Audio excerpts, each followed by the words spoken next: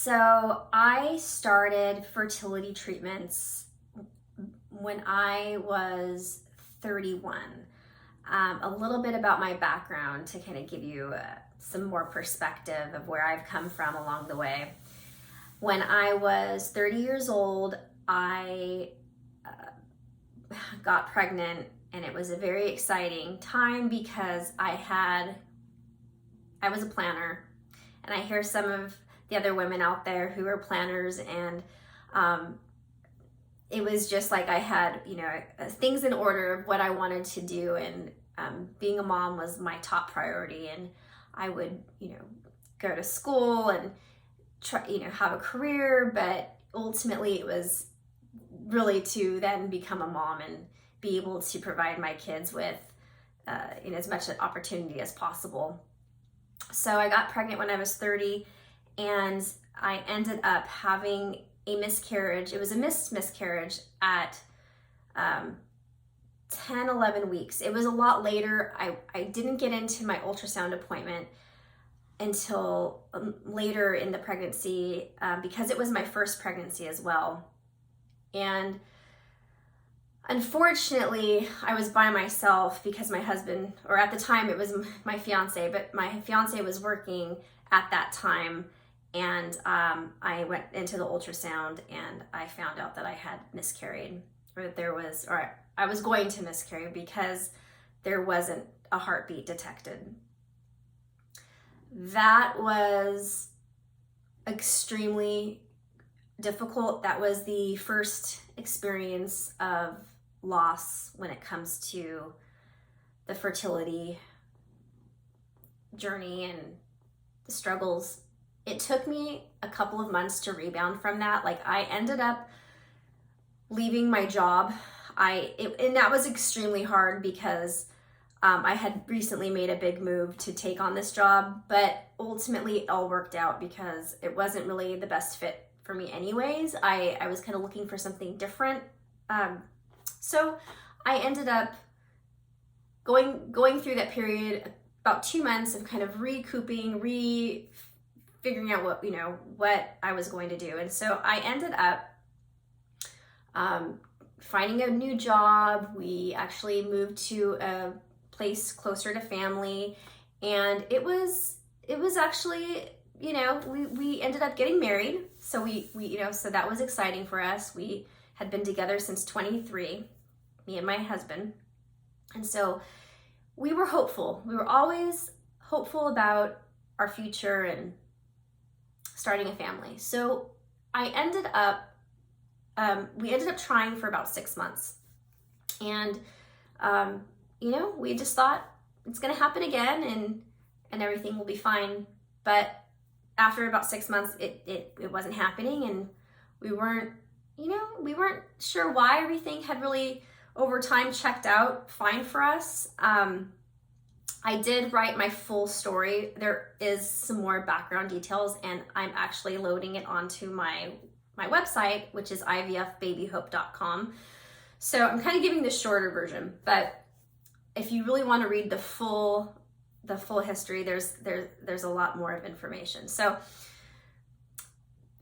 we ended up going to a fertility specialist when I was probably close to turning 31 after 6 months. I was 31 actually. Yeah, I was 31. And so the fertility specialist was like, okay, the first thing we're gonna do, she ran tests, everything on me. It was all on me at that time, and everything seemed normal. There was no levels that were coming up or showing off. So she's like, okay, well, let's go ahead and try Clomid, the medication Clomid, which helps you ovulate. Exactly. So it helps you ovulate, and then you are able to time the intercourse and do an HCG injection, which is what we did. And that way we could kind of pinpoint exactly when it was going to happen. And so lo and behold, and this is before, I didn't go crazy with the testing like I do now, but lo and behold, the first try, I was pregnant. And I couldn't believe it. I mean, I was like, of course it was like such a wonderful, wonderful thing to happen. But because of the miscarriage, I had anxieties about, the pregnancy. And I think once you go through a miscarriage, it can be extremely hard for your future pregnancies. And I know a lot of women share that feeling. And so it's extremely hard. So, we ended up going to our ultrasound. Me and my husband went to the ultrasound together, which was really, very important. And I recommend that any ultrasound you go to, if you can bring your partner with you, I think it's really important. Even though it can be hard. So we get to the ultrasound appointment and we find out that there is a heartbeat. And wow.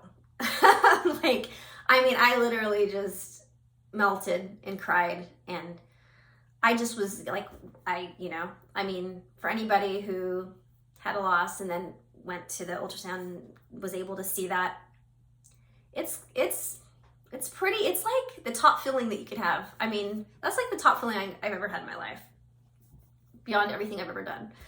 So basically, we ended up having a little boy, and he's now, he was born in 2013. So as of today, he is 7.5.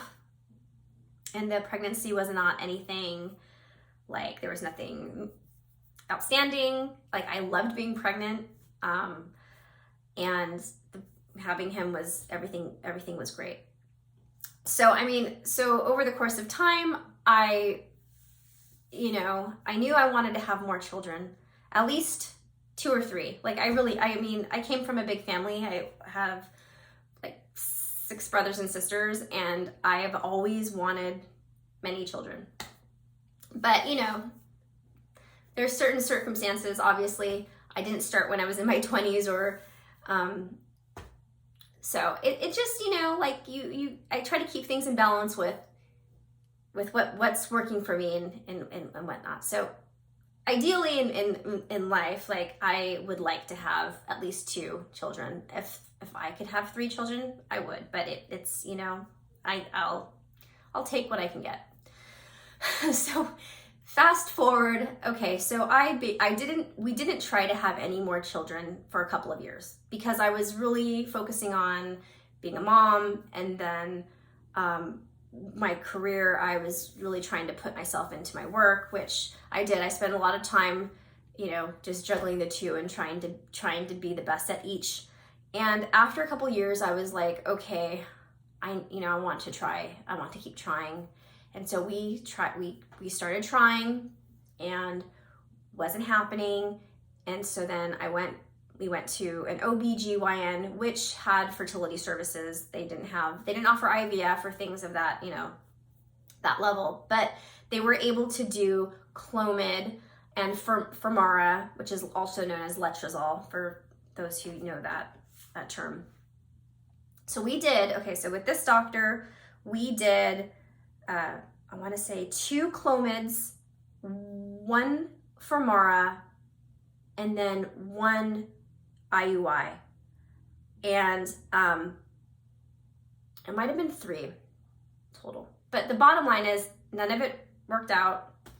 I had a really bad IUI experience, which I share on my website, because that's a whole nother story. And yeah.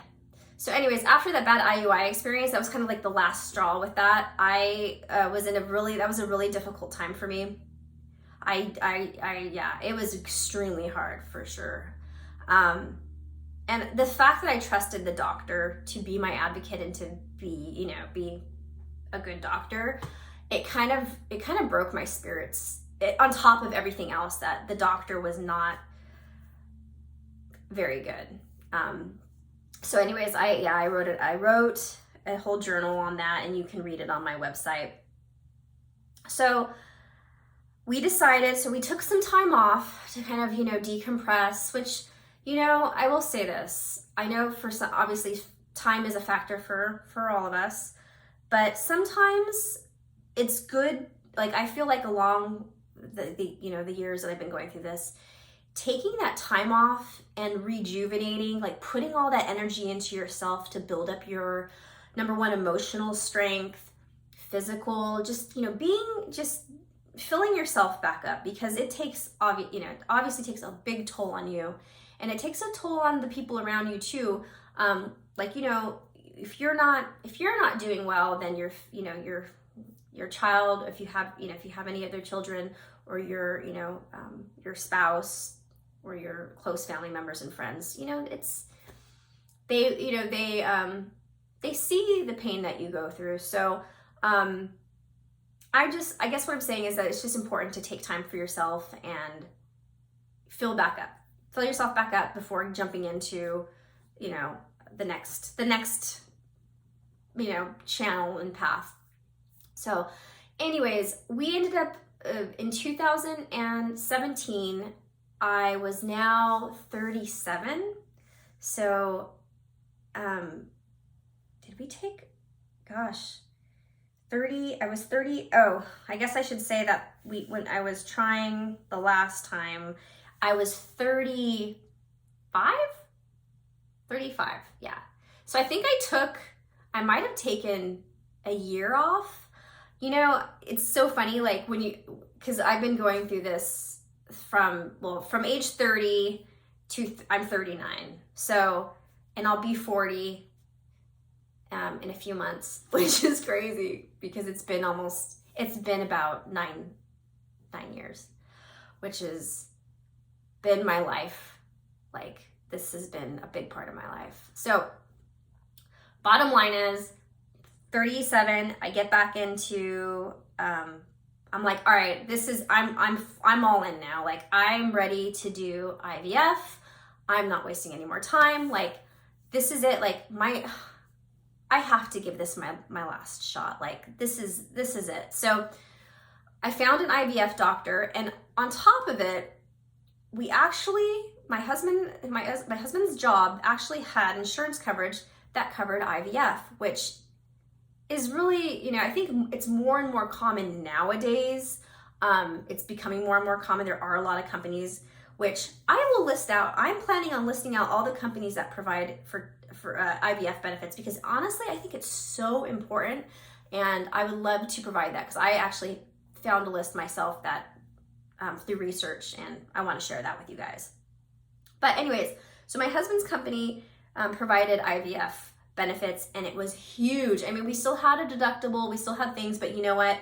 When it comes to how much money you pay over time, and what I had paid prior, you know, out of pocket, and it adds up, obviously, and it gets really expensive, and you know, there's no guarantee that it's going to work the first time or the second. There's no guarantee. So it's like the more help you have with that, obviously, it just helps relieve the stress.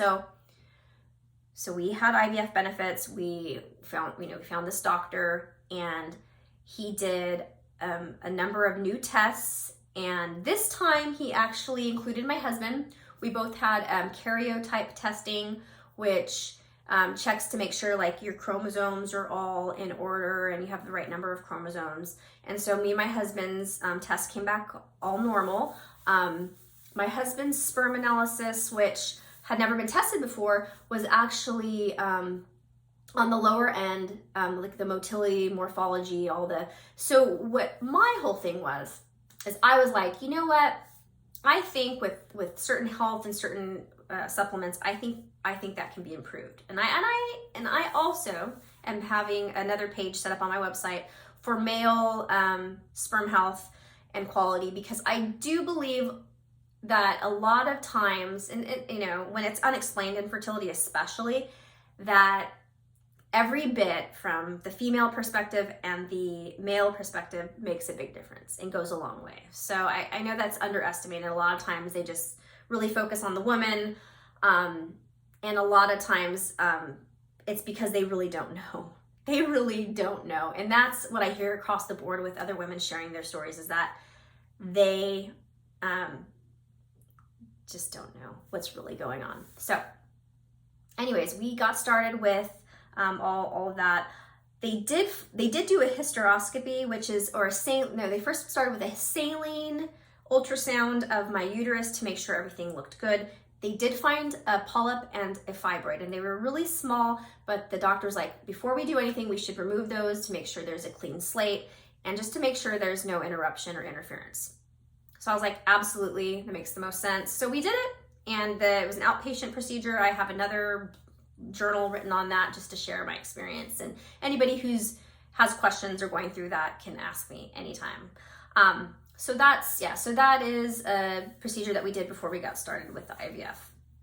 So we did 2 rounds of, no, not 2 rounds. We did 1 stimulation round to start. And the stimulation round, as everyone knows, is, well, if you're just starting IVF, you don't know as much, but I'll kind of give the brief overview.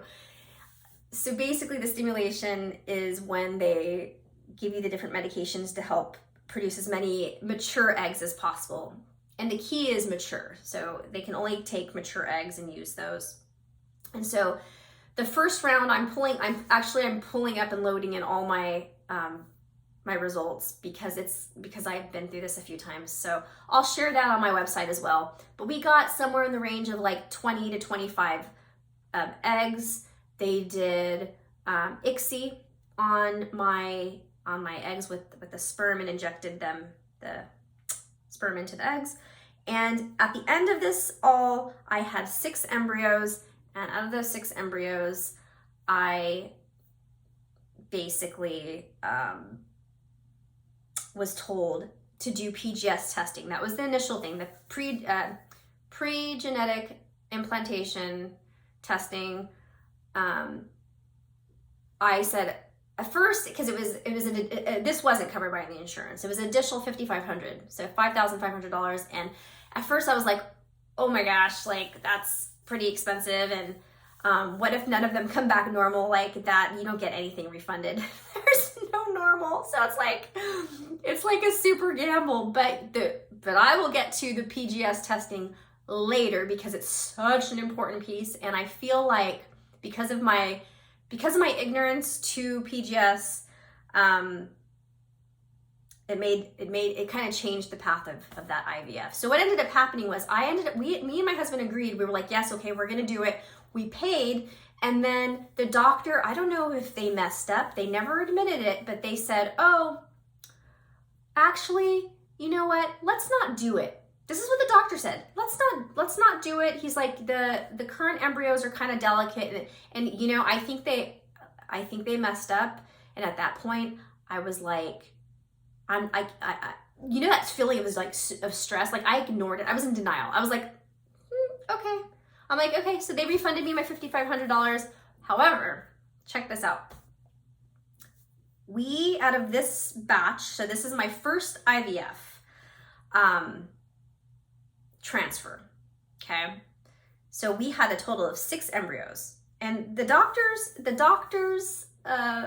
what he wanted to do was transfer 2 every time. So there was a big chance of having twins. It just felt like, okay, let's just go for this. Like, I'm totally fine with twins. I'm totally fine with, okay. You know, it was just like, let's just keep going. So we did the first transfer. And I think your first transfer, because like my first time with Clomid, I was extremely excited and hopeful and was like, oh God, this is gonna be it. Like, this is gonna happen. And so it ended up turning out that I got a negative. I was not pregnant with 2 embryos, nothing. I was like, oh my gosh, like what is going on? So then I was like, well, we got 4 more. And the thing is with these embryos, unfortunately, the grades of these embryos were like, I didn't have any A's. I had no A's. I had a lot of B's. I had like a B, C, like I just know that the embryo grades were not showing to be that strong. And but again, the bottom line is you never know. It only takes one. That's, at the end of the day, that's really what matters.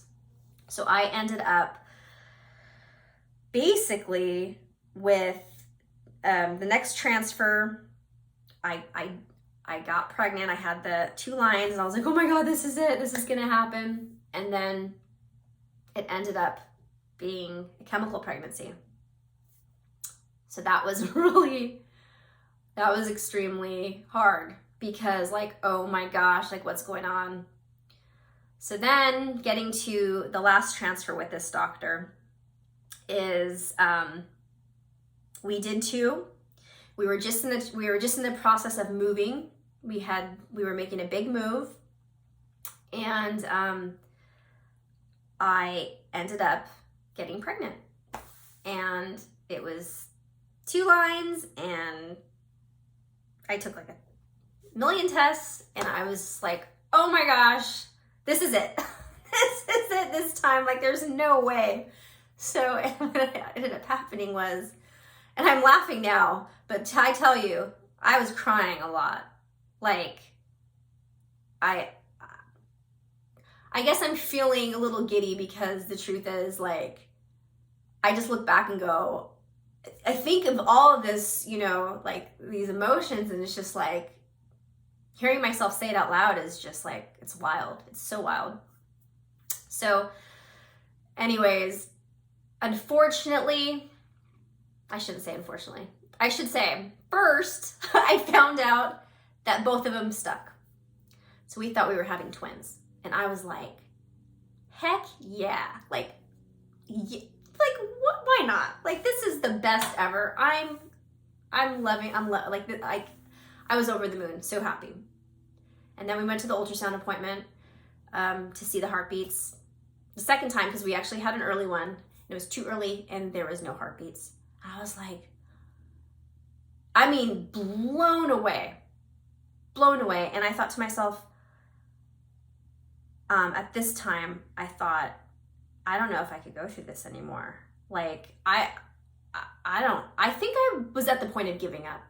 I was definitely at the point of giving up. Like, I was really depressed. I think I thought it was time to start moving on and accepting that it's not gonna happen. And so time ticked on, and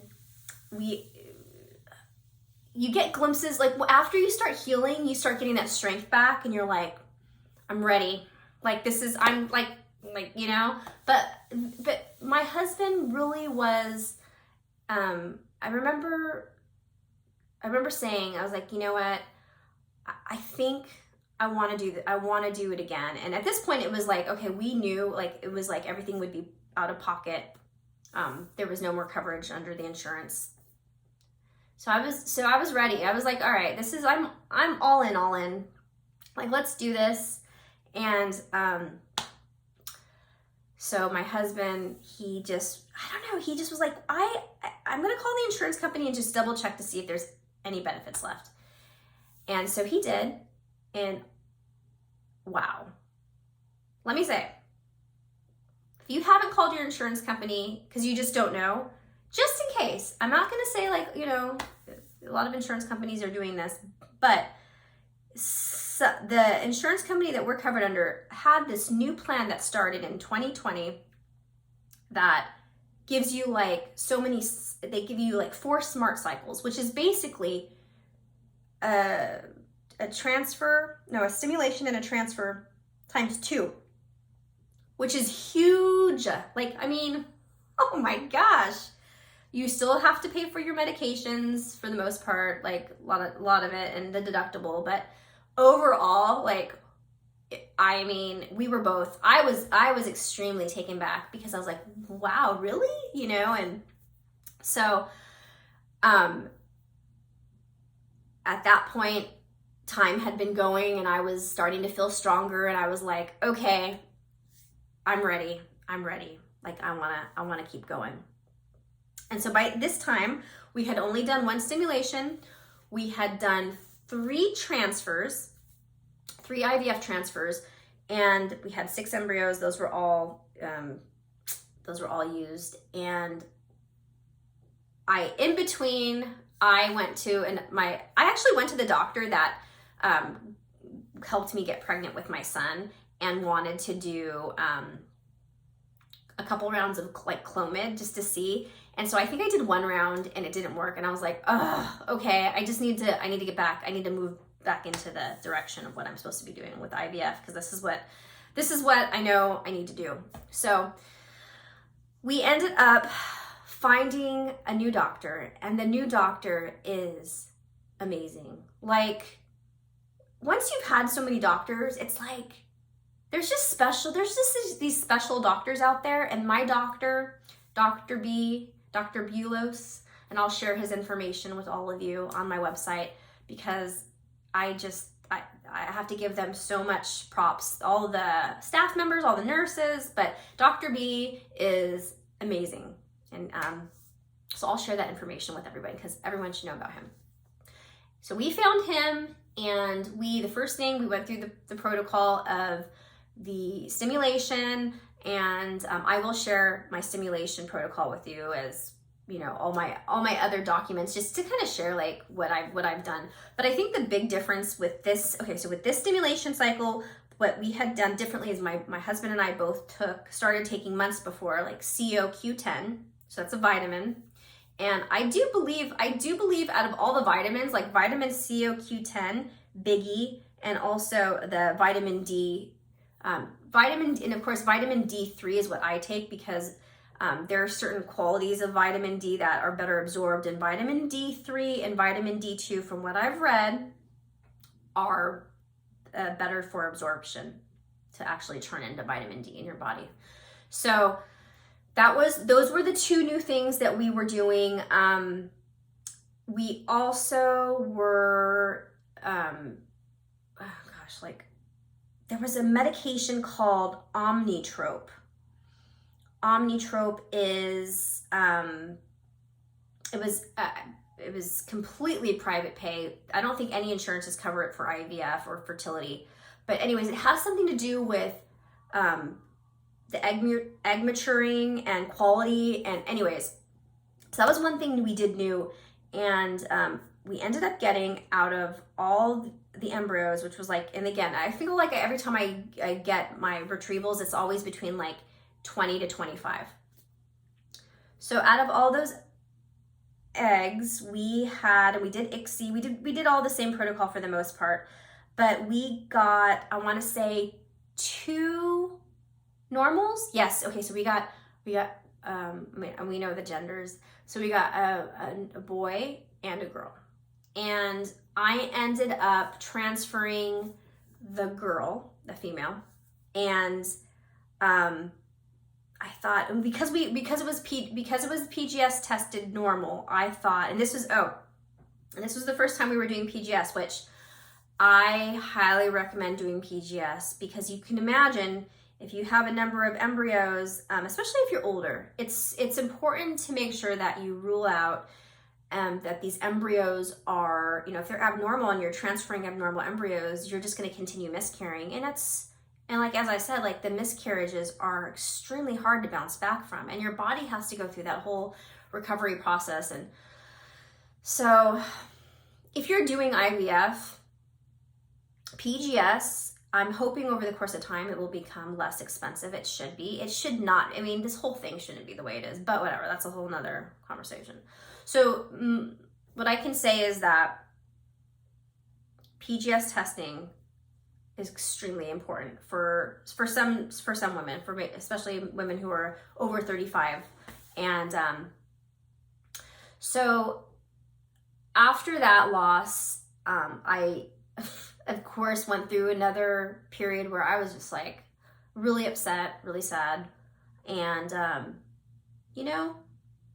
I just was like, I kind of bounced back a little bit more quickly, and I was like, I'm ready to do, I have another smart cycle, so I am not wasting that. Like, I'm going to seize the moment and do it. And so I got back on the stimulation medication, and this time the one different thing that he did was he added DHEA, which is a hormone supplement. It's not a medication, to my stimulation phase. It was only for like 2 or 3 weeks that I took it, but when we got the eggs, we got like a little bit more. It was more, and we ended up getting out of everything, we got 12 blastocysts.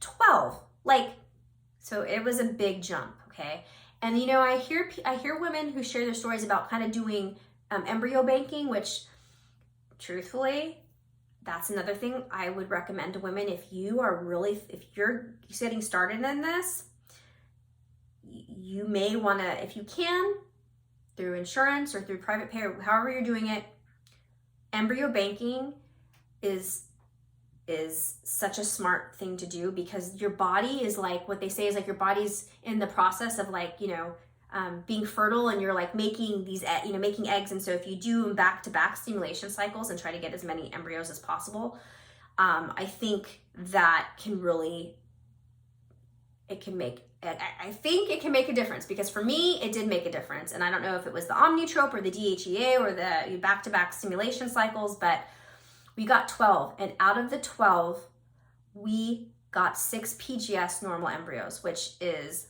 the doctor's like, in all my years of practice, which is many years, he's like, seriously, like super humble right now, because that is, like, he was not expecting that, and either was I. And I just feel like so blessed to be able to have, like, you know, I know there's no guarantee. Of course, in my mind, I'm like, yes, there is. It's going to happen. And I'm, you know, at this stage, okay, like, I am so hopeful. You know, in life, I think I will always be hopeful. I might get knocked down. And I hope all of you out there who are going through this, never give up on hope.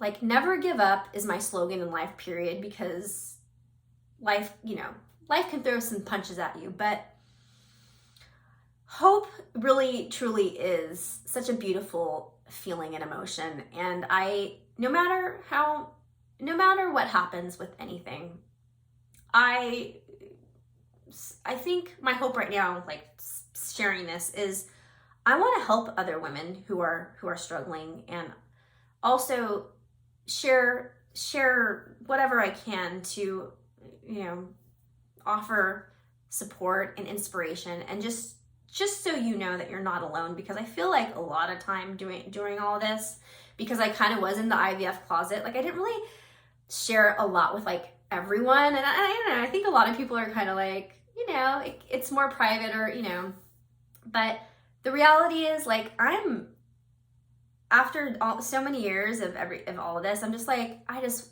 want to open up and kind of, and just be free of not worrying about, like, you know, like, because it's such a huge part of me. So for all of you out there who are listening and watching, just never give up on your dreams, on your hopes.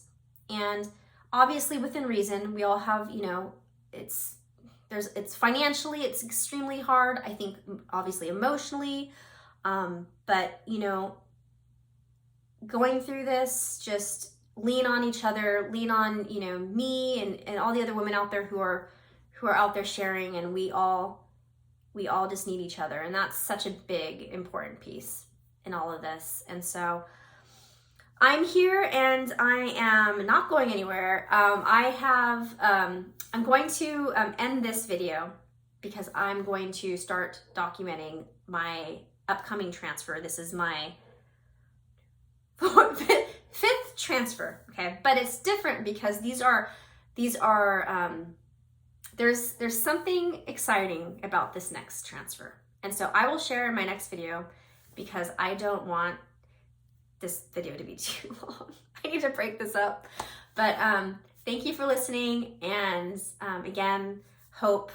And my website is ivfbabyhope.com, and I'm gonna just be loading all my journals and videos, and also just along the way, I'm gonna just be sharing good information, like about protocols and doctors, and please share your doctors like that you want to praise. And I just have so many exciting things I want to share on this website. So, okay, well, thank you for listening, and until next time.